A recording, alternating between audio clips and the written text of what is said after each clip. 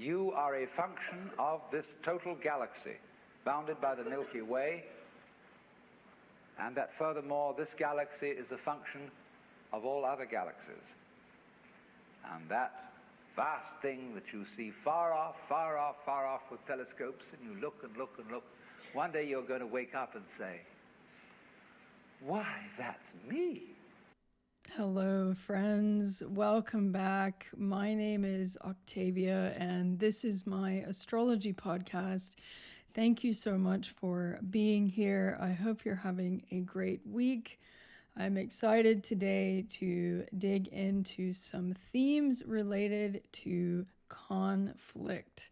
We are right on the edge of Aries season, where we will be indeed leaning more into confrontational and pioneering activities. And specifically as well, the other reason I thought that conflict would be a timely topic to delve into is because we are having Mars is squaring Uranus this week, and next week on the 27th, or this weekend rather, we're going to have Mercury entering Aries. And then Venus is going to conjoin Saturn on the 29th of this month. And the following week, first week of April, we'll have a new moon in Aries, as well as Mars conjoining Saturn, which is that signature. Mars conjoining Saturn epitomizes conflict. So I'm excited to go deeper into this with you all.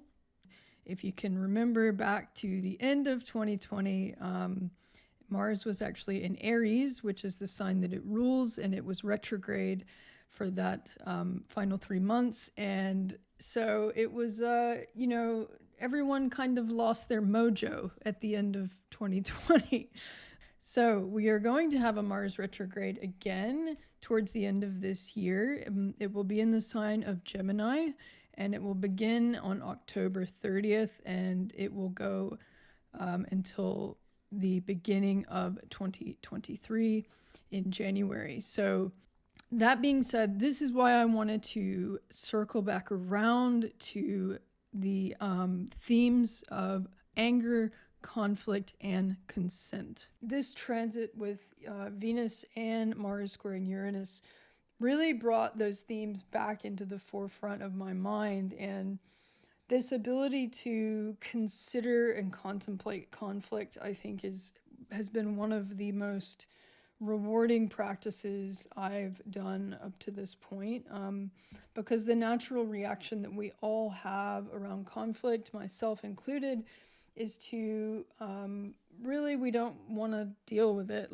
We will if we have to, but of course, fight or flight, the stress response that we have to conflict can come in where we just want to run away, or we want to get right in the middle of it. So, and all of those responses are quite normal, but I thought this would be a good opportunity to go a little bit deeper into these themes around conflict and our natural human tendency to want to either run away from it or get very much involved. And it's very kind of black and white in that sense. And an important piece to highlight about conflict is that the old yogis used to say this, that conflict externally is simply a reflection of conflict we have within. I heard that years ago, and I've kept that close to me. And I think it's very true, and it's not a blame thing. It's not like, go sort your shit out. It's kind of like, we've all just had our minds on bigger things, and sometimes we need to take these moments in the astrology where we can come back to ourselves and be like, okay, where do I actually land?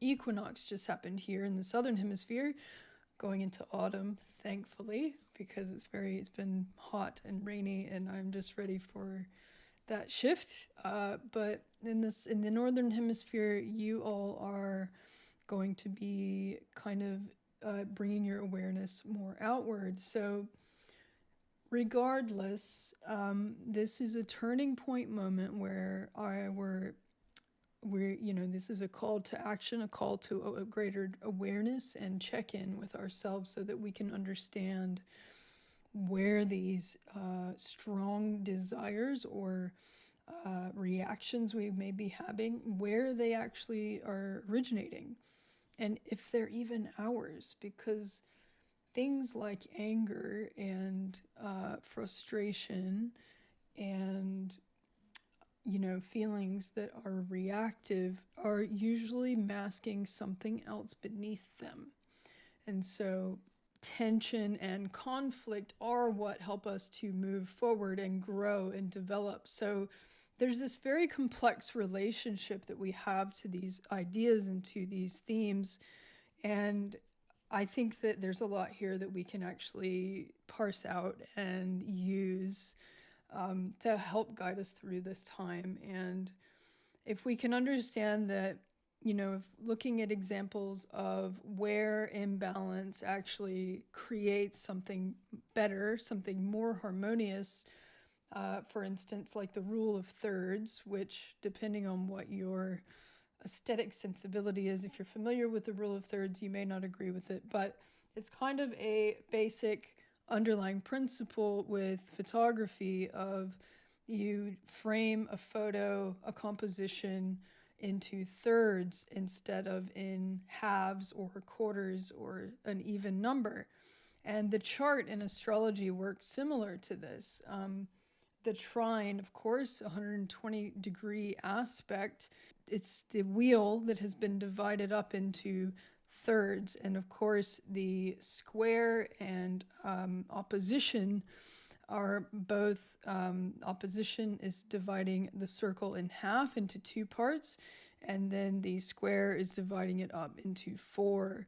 And so we can look at these kind of basic ideas and understand that when we have an odd number, and I mean, this is even true in floristry and flower arranging, if you have an odd number of flowers, again, this is a very baseline, I don't know anything much about photography or floristry, but if you put an odd number of flowers together, it really catches the eye and it looks really nice. I mean, I've gotten into, YouTubing about arranging flowers because I really enjoy it.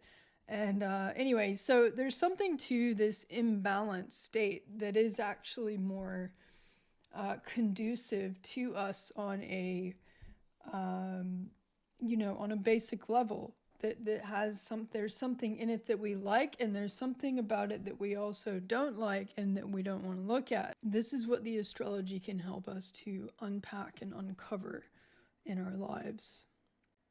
And I wanted to talk about the myth of Aries for a moment as well, since we'll be charging ahead forward into all these Aries themes. So if you're familiar with the tarot, with the Chariot card, this is a good example of the Aries archetype. And Aries was the fatherless god. So he was a warrior, and he was very much interested in conquest and winning. And he sort of lacked this spiritual underpinning because he did not have a father that he was connected to, that he was very much in the realm of the material conquest. And so we can learn a great deal from this, particularly this archetype coming after Pisces season can in fact give us some direction and incentive to move forward and go after what we want, which is great. And we could all use some of that, especially with things being so far zoomed out and away from us within the collective and all of the things that have been transpiring. It is helpful to have that attention brought back into our personal realms. And this is what Aries helps us do. With the Chariot card, that card is about being able to channel anger and desire and all of these sort of lower frequencies into directing them toward something that will elevate them. Yeah, so he channels them into guiding the horses, and the chariot goes, and then it's much bigger than just him with his little desires and his, whatever he could do on his own. He's enhancing it and elevating it in that sense. One important aspect of all of this that I wanted to highlight is that there is nothing wrong with having desires. There is nothing wrong with having anger. There is nothing wrong with saying no. And I think that the more that we can look at these things about ourselves, the more understanding it will give us about where everyone else in our lives is coming from. I'm also going to be referencing this book by Dr. Gabor Mate called When the Body Says No, The Cost of Hidden Stress. And this is one of my favorite books. I highly recommend it. And if you don't want to invest in a book, you can find Dr. Gabor Mate on YouTube. He's a beautiful man to listen to him speak. And he also did an episode, which is how I found him and discovered him, on the Tim Ferriss show. And he actually talks a little bit about his own story, which is why I came to love him so much as a human being, as a man, as a doctor, and as a healer. Visionary, indeed. So I'm going to be making reference to that book. The premise that the book is based upon is when we have been prevented from learning how to say no, our bodies may end up saying it for us. So, and I thought that this was a really great example of what Venus conjoined Saturn can look like. The way that we were brought up and what we were conditioned to do in situations of conflict and where we may or may not have been able to say no. He describes anger in his book as a boundary defense, and that our immune system is an extension of our ability to have emotional boundaries. And so our bodies on a physiological level understand a boundary being crossed as the same as an invasion of a bacteria, a germ, some other thing that could potentially cause us harm. In his book, he talks about anger is one of the 7 A's of healing. They are acceptance, awareness, anger is the third, autonomy, attachment, assertion, and affirmation. So he delves into all of those in the book, but today, for our purposes, I'm just going to talk about anger and what healthy anger is described as in the book. He describes it as an empowerment and a relaxation. It is a physiological experience without acting out. The experience is one of a surge of power going through the system, along with a mobilization to attack.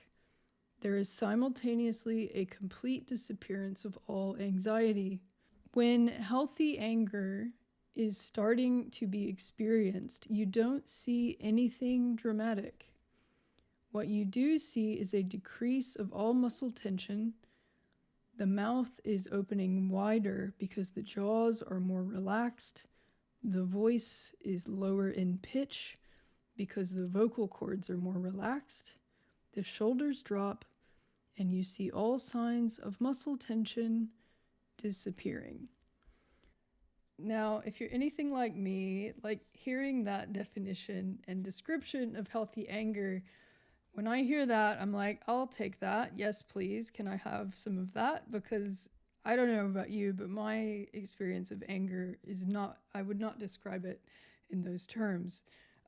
But I just wanted to share that because it's a seed that we can plant of possibility. Sometimes it's nice to consider something that sounds impossible as in fact being possible, and see what happens from that place. Aquarius is about freedom, and it's like there's only so much that everyone can take before it's like, okay, I've had enough now. And getting to the point where you've had enough and you say that is a way of saying no.